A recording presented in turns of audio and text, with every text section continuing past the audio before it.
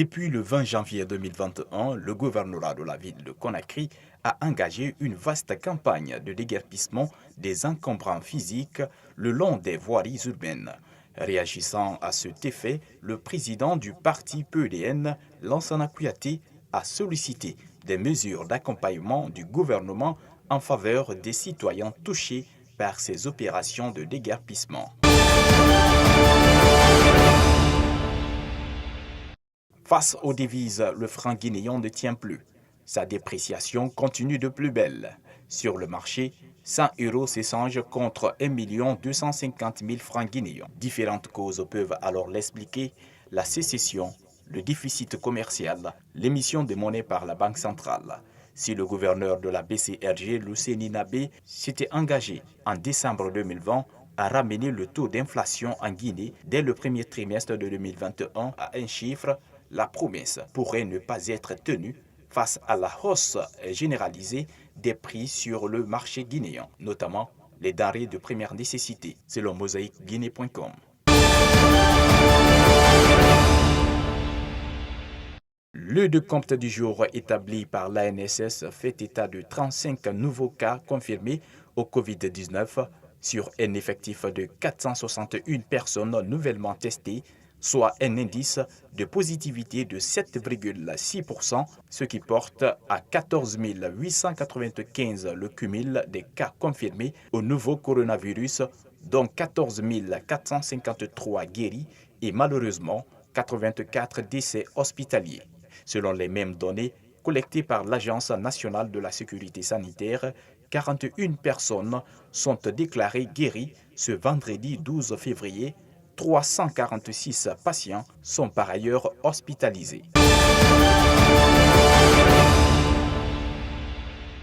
Le président de l'Académie KPC et président du AFIA FC, Kedfala Persson Camara, a procédé ce vendredi 12 février dans les locaux de son stade en construction à Nongo à la présentation du nouveau directeur sportif de l'Académie KPC. Selon Mahamad Zegari, conseiller de KPC, le choix de Thierry Guillon est le résultat d'un appel d'offres international auquel plusieurs dizaines de candidats ont soumissionné.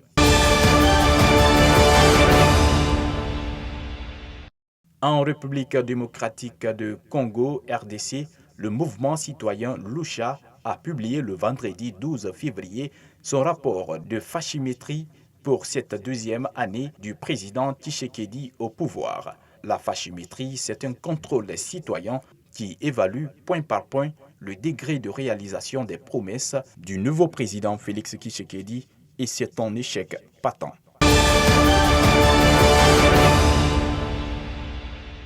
Le pavillon kényan, qui dispose d'une flotte d'avions cargo réfrigérés destinés notamment aux exportations floricoles, entend utiliser sa technologie et son savoir-faire pour transporter les vaccins en Afrique. Ceci nécessite en effet des conditions de transport similaires à celles des fleurs. Quel est le point commun entre une rose et un vaccin anti-Covid? Les deux nécessitent d'être transportés au frais et sur de longues distances. Kenya Airways, qui en temps normal envoie chaque semaine 3000 tonnes de fleurs fraîchement coupées dans le monde et principalement en Europe, dispose d'une chaîne logistique d'avions réfrigérés.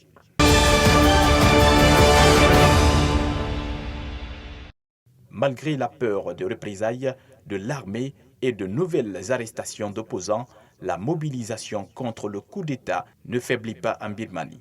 Des centaines de milliers de personnes sont de nouveau descendues dans les rues ce vendredi 12 février pour exiger la libération des personnes détenues, la fin de la dictature et l'abolition de la Constitution de 2008, très favorable à l'armée. Les manifestants défilent entre corps de métier et en association ou en famille dans le but de montrer aux militaires, comme à l'international, un rejet en bloc de l'armée.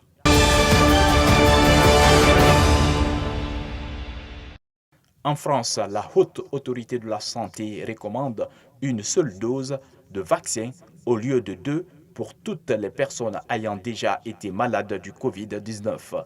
Une première à l'échelle internationale, une seule dose de vaccin contre le Covid-19 suffit pour les patients qui ont déjà eu la maladie, ont recommandé vendredi 12 février les autorités sanitaires françaises. De très nombreux travaux ont montré qu'on gardait une mémoire immunitaire après l'infection et en réalité un vaccin chez les personnes qui ont déjà été infectées par le Covid réactive cette mémoire immunitaire, explique Mathieu Mahevas, médecin et immunologiste.